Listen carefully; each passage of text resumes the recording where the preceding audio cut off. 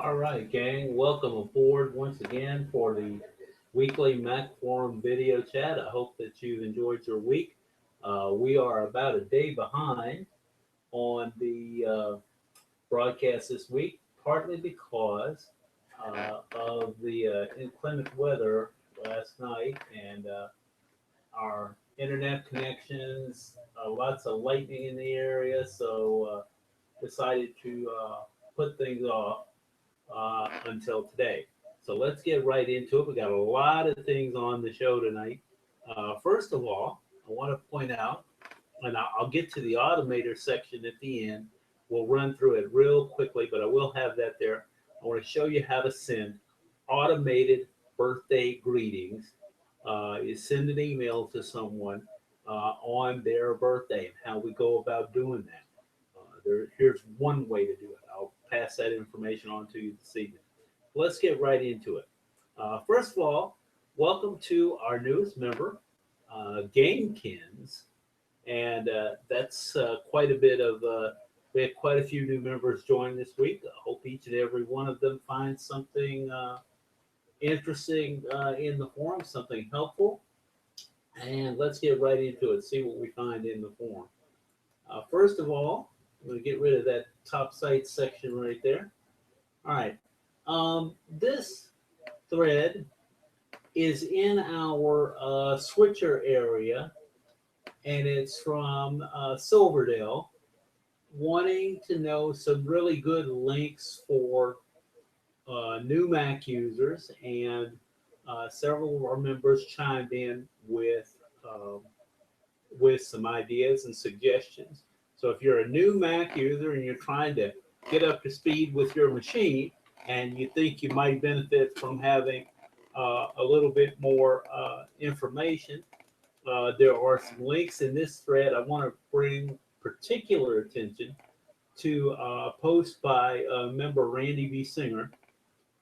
Randy, as usual, posted a lot of quick, good information, several links there. You may not need to go through all of them, but certainly you'll find something helpful there. I found out something that I did not know. Um, One of the books that's available uh, is one that had not been updated. Um, the Missing Manual series uh, is hasn't in most cases been updated to deal with Sierra, but it does have an El Capitan edition, according to Randy. And El Capitan and Sierra are very similar. So if you uh, have a look at some of the El Capitan material missing from the Missing Manual and you think you would like it and find it helpful, then even though that manual covers El Capitan, very similar for Sierra, so you should be good there. But some of the other material that Randy posted is more specific to Sierra. Some of it's just really basic information, covers the last several operating systems. So give that a quick look if you need some help. Then also, member Bud Vidoff wanted to know about a dashboard problem, specifically the dictionary. Now, what he was talking about, I'm going to bring this up on the screen as soon as I can find it in my, here we go. Now, normally when you pick the dictionary, as you can see here, I've got several choices where the dictionary can pull information from.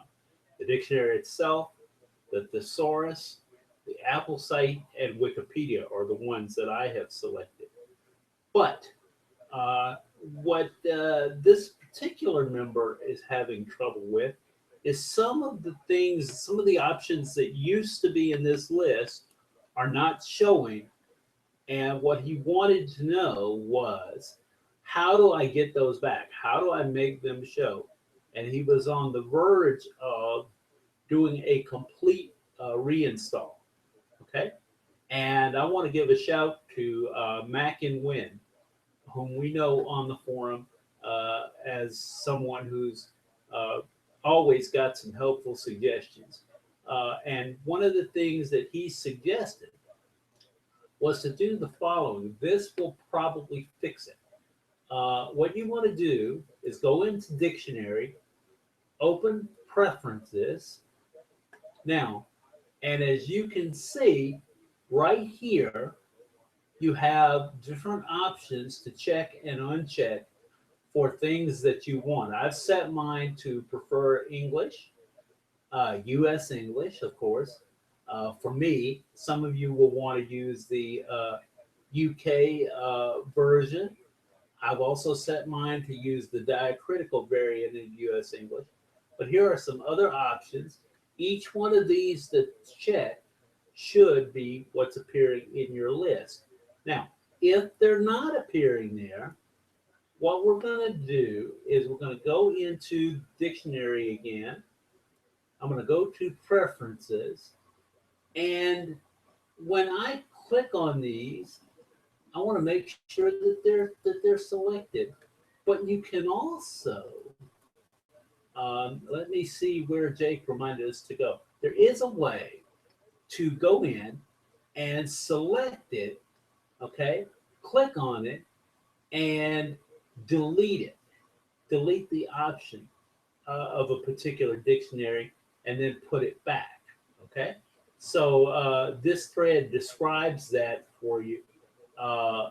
This is short of doing a complete reinstall, okay? So that's one way to avoid having to uh, uninstall and reinstall the widget. It's kind of a brute force way to do things, but it will often take care of that little problem for you. So that's a good way to look at this and deal with some of the issues that you might have with that. And I put a link to the thread. It's not popping up for me tonight exactly the way I normally have it. Not sure what I have changed there. I'll take a look at that and see if I can figure it out. But if you look at the directions in the thread, they're pretty self-explanatory. Should come up fine for you, and maybe it will fix a problem. All right, next thing that comes up in the forum, uh, one of our senior members wanted to know why there is this little red circle with the number 1 showing up in system preferences in the dock.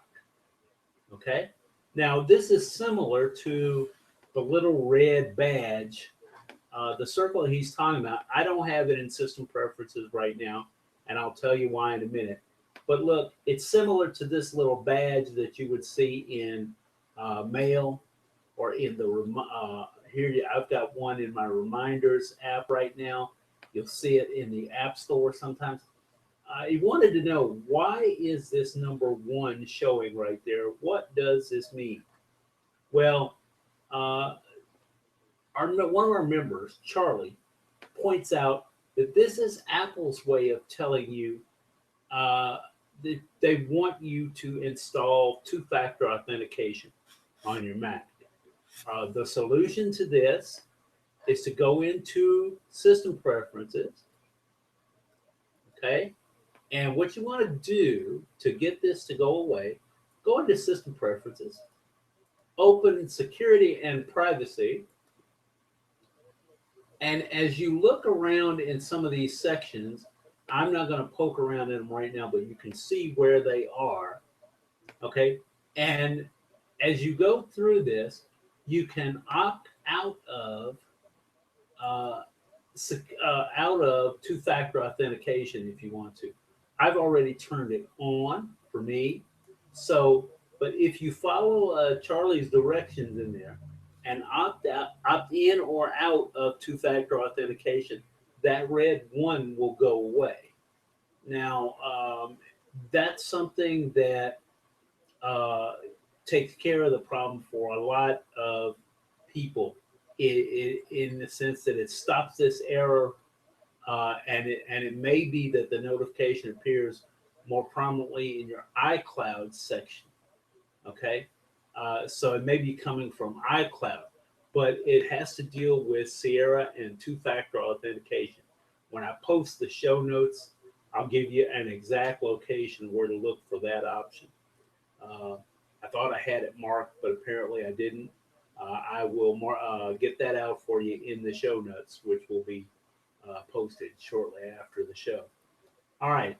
Uh, this one, member Gary Brackens is asking a question about how it is that the App Store knows what uh, applications are on your drive so that it knows what to send you a notification about.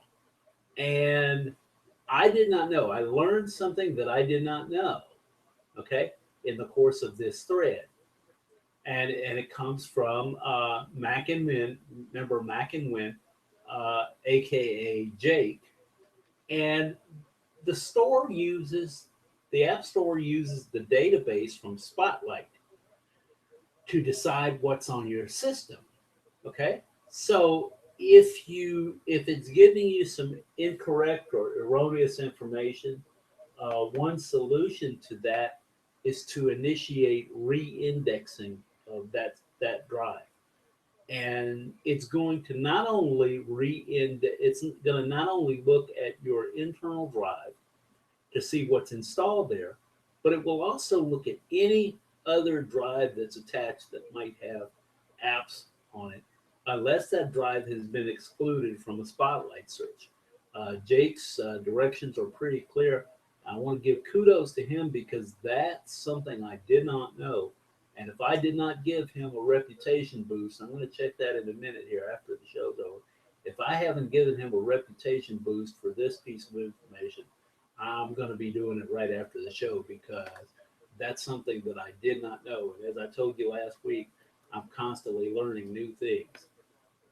All right, this next one will be of interest to users who have an iPhone 5C and they've tried to update to iOS 10.3. Some people are discovering that when they try to do what's called an over-the-air update, in other words, they're not connected to iTunes and they're trying to update via their internet connection by a wireless connection, for example, they're having some issues. Despite the fact that the 5C should run iOS 10.3 with no problems, they're sometimes finding issues. The solution to that is to connect through iTunes and do the update that way. That seems to allow you to go ahead and finish the update. Also, now I saw just today, right before the show, when I loaded this thread, it appears that they've released a 10.3.1 update that should fix this problem. And so it'll re-enable OTA update for the 5C. Okay. Now, I can't tell you for sure if that update fixes the problem because I'm not running a 5C. So, and I did not have this issue when I did a 10.3 update on the iPhone 6. So, I'm not sure if it's been fixed or not, but you can give it a try. According to our member Razor Edge, it has been, and he's usually pretty reliable when it comes to this kind of information. All right, let's dive into a couple more things. That's a pretty good roundup of what's in the forum this week. Here, speaking of iOS 10.3, the Tech Connect site has an overview of the new features that have been added to iOS 10.3. I'm not going to talk through all of these. I'm sure that you can read through them. It's several different slides worth. One of the things that's been added is the ability to track your earbuds and find them. And I see you just saw my screen blink there for a second and this little birthday thing pop up. I'll tell you what that's about in a second. We'll get to that in just a second. popped up a little bit earlier than I anticipated, mainly because I was running a minute or two late with getting started tonight. But anyway, this is a good collection of information about iOS 10, the new podcast widget, and some other changes. Feel free to give that a look. It's a very thorough and helpful little tidbit of information. All right, let's move right along. And we'll see here. The next thing talks about uh, privacy settings and your ISP and some changes in US law that would, under certain circumstances, allow ISPs to sell data such as your browsing history to advertisers.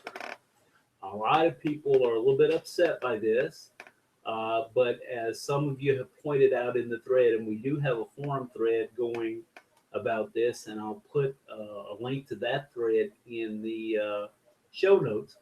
But one of the things that is true is that a lot of the information that they would now have the right to sell if this becomes law is the same kind of information that most advertisers are already, most online sites and vendors, etc., are already collecting and or selling and trading. So this will give you a good overview of that whole situation, and you can make your own decision about how important you think it is. All right, and last, for the forum side of things, I want to mention something that occurred on the Apple discussion forum, and I'll put a link to this in there as well. I had not, prior to this past weekend, been on the Apple forum in quite some time. And I went back just over the weekend and started looking through some of the old posts, answered one or two questions, and then I stumbled upon this thread where one of the users on that forum had gotten a a phone call from someone claiming to, it's an automated call, claiming to be from Apple and saying that there had been suspicious activity on their Apple account. And they were suspicious and came to the conclusion that Apple does not make such calls, particularly robot type calls. So this is an example of something, another one of the scams that's been floating around. This does not appear to be in any way legit. A couple of months ago, I got one from somebody claiming, as an email, claiming that my Apple account had been compromised, my App Store and other iCloud and all of that had been compromised. A couple of things immediately caught my attention. First of all, the grammar was atrocious. But before I noticed that, the first thing that I noticed was that when I looked at the header of the email, if I looked at the sender at the information that it was sent to, it had been sent to an account that I have not used consistently in probably 5 or 6 years. And in that time, I have never, even when I was using that account on an almost daily basis, I have never had that account as a contact point for Apple to contact me with regards to anything. So there was no reason for Apple to be using that account and expecting me to reply or interact in any way. So that raised a red flag for me. So that's just one more thing for you to keep an eye out. Anytime you get something that purports to be from Apple or from your bank or anything like that, rather than click on the link in the email or answering the phone call, get in touch with them through an email or a phone number that you know to be legit. In other words, you initiate the contact. Don't go through with whatever link or whatever else they may have sent you. That is just one way to get a lot of headaches sometimes.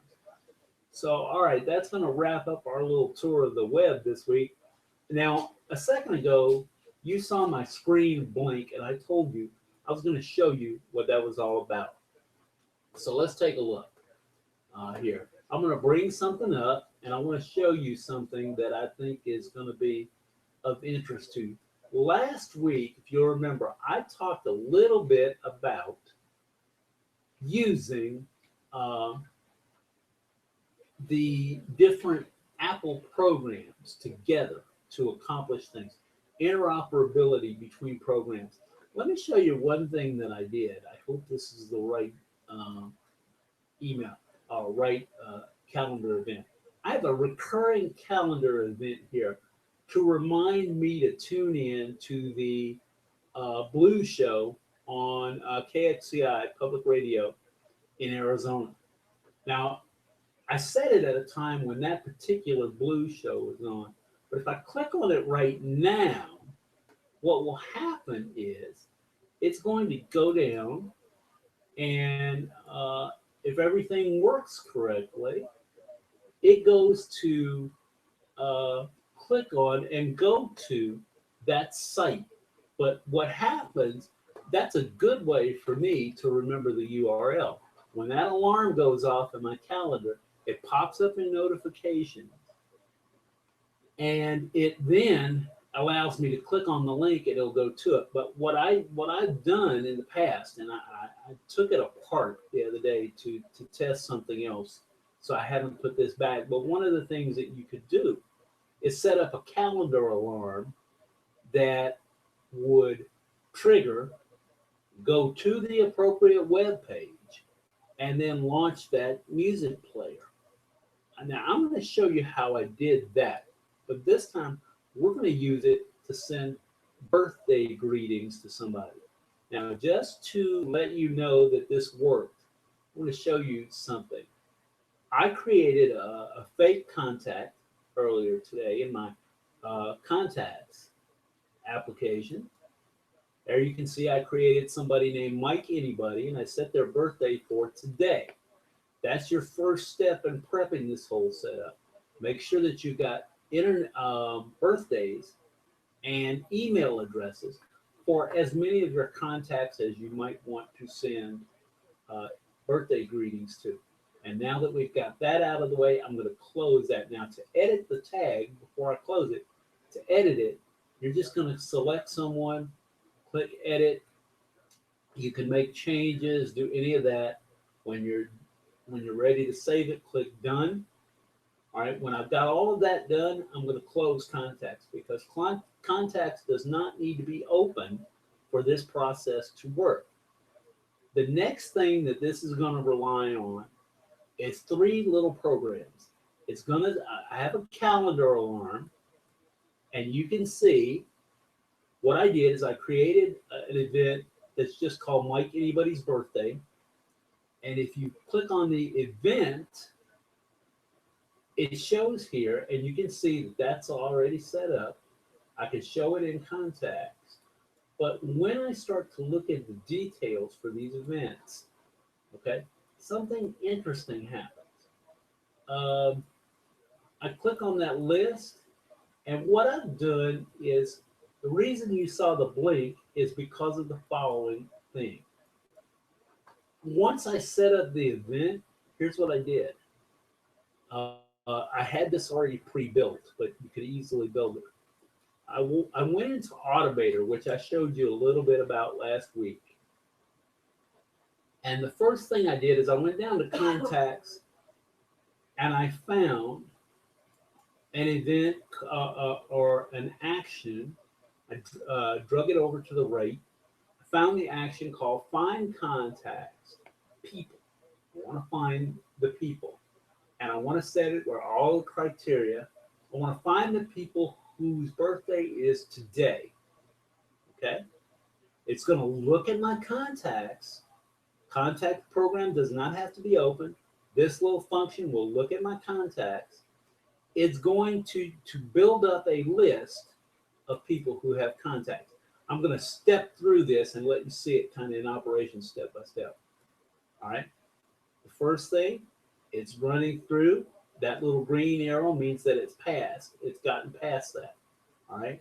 Now, the next thing that's going to happen, I'm going to take those contacts, okay, and I'm going to send birthday greetings. So I'm going to go down. This is going to rely on mail.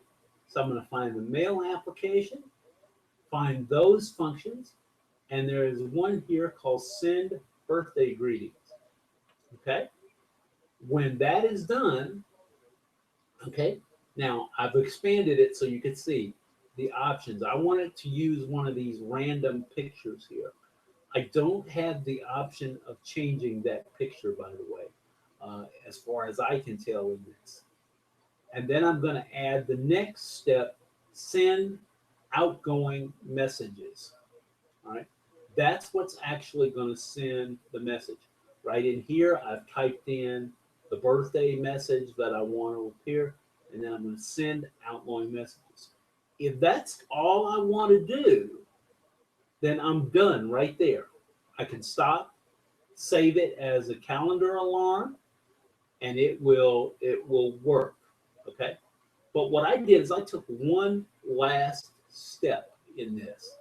I added something else.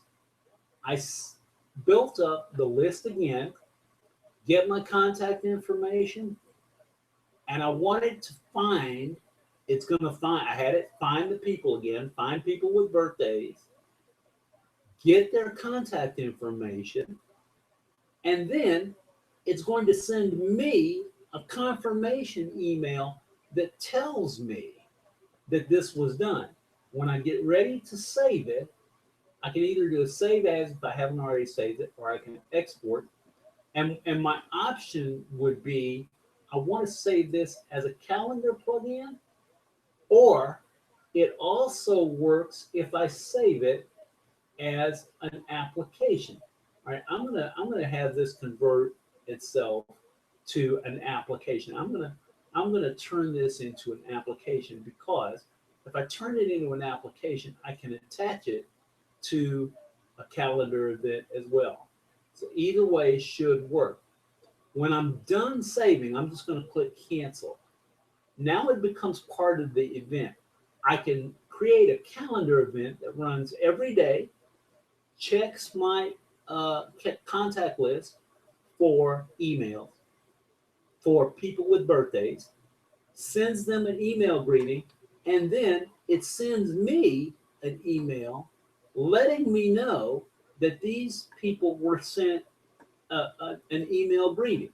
Okay, so let's just take a look at that. I'll prove to you that it was done. I'm going to go into my email program. Now, this is one, I sent these to myself just for test purposes. Obviously, you would adjust the sending. Okay, there is the confirmation email that I got telling me who it had been sent to.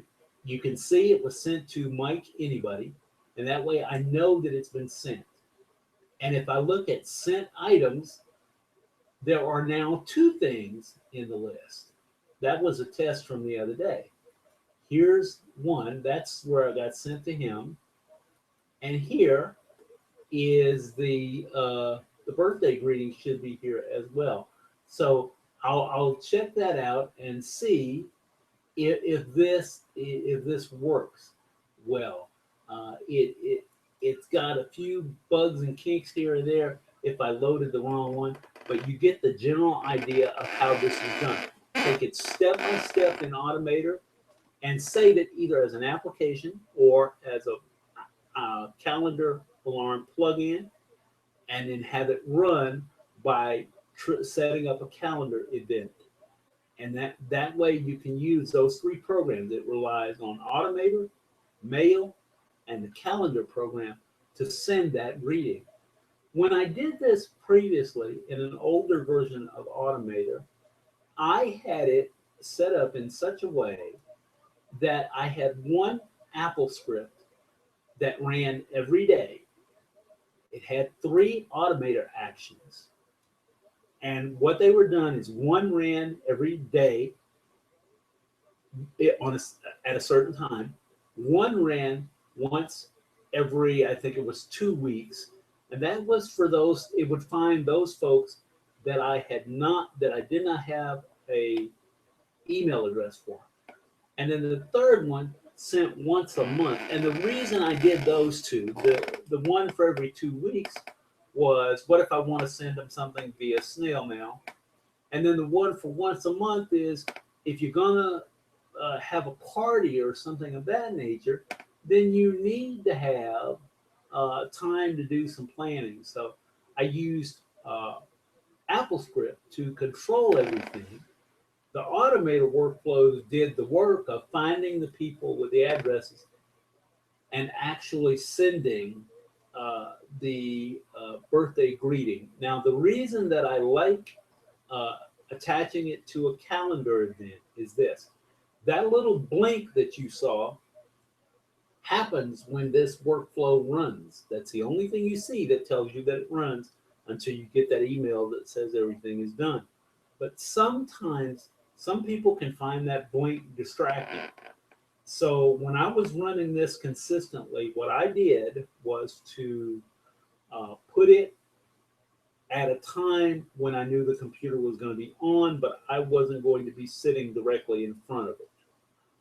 And I just let the calendar program go and do its thing, and it would run. And I used to run it at like 1 o'clock in the morning or something like that. I knew the computer would still be on. I was usually up watching television or something of that nature, and I didn't have to worry about, oh, that's going to distract me. If it's not a distraction for you, you don't have to worry about running it at some weird ball hour. You can run it, 8 o'clock, 9 o'clock in the morning, whatever time is convenient for you. I'll probably later this week break this out into a little bit more in-depth Automator tutorial. This is just to show you that it could be done and what happens when you set this up. I've got two there, and I might have shown you the one that still needs a little tweaking, but they both behave essentially the same way. And if you like, I can include my original one that had the three workflows working together. That was just something that I did once. It started as a simple little project, got a little bit out of hand.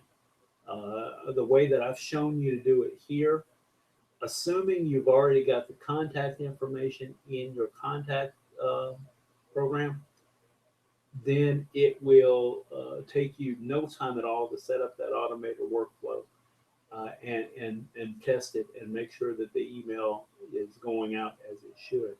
Now, those of you that are using Outlook, I don't know if this can be done with Outlook or some of the other contact programs. That's going to depend a lot on whether they have Automator actions or whether you're willing to take the time to learn how to script those programs. But I just wanted to quickly show you something that uses some of the interfunctionality. I may have invented a new word there, but show you how you can combine the functionality of a couple of Apple programs to do a task that's kind of interesting. And it can be done with just a few minutes of learning Automator, plus some prep work of doing uh, the contacts and setting up things in calendar program. The contact preparation you only have to do once.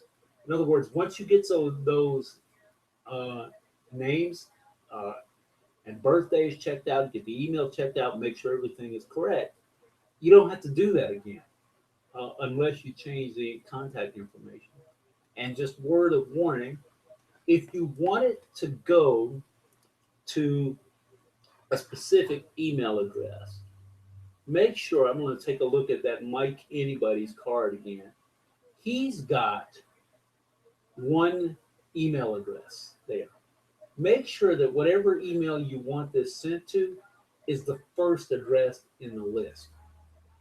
If they have multiples, make sure that whatever email you want to send their birthday greeting to is the first one in the list. Because I think that action pretty much looks for just the first one in the list. So that'll give you some idea of what you can do with Automator. I hope that you found today's show interesting. Like I said, I may break that Automator workflow out into a separate little mini tutorial that goes into a little bit more detail. If I do, look for that probably about Friday or Saturday, because it'll take me a little time to do the video for it. And that's going to just about do it for this Monday, guys. I hope that you've enjoyed the show. I have certainly enjoyed bringing this information to you. I want to thank our forum members for all the helpful tips that they chimed in without realizing it in the threads. That was certainly great, some great information. Stick with us. Go ahead and become a member if you've been lurking. And until next week, this is your host, Sylvester Rock, aka Sly Dude on the forum, and I will see you next Sunday, guys.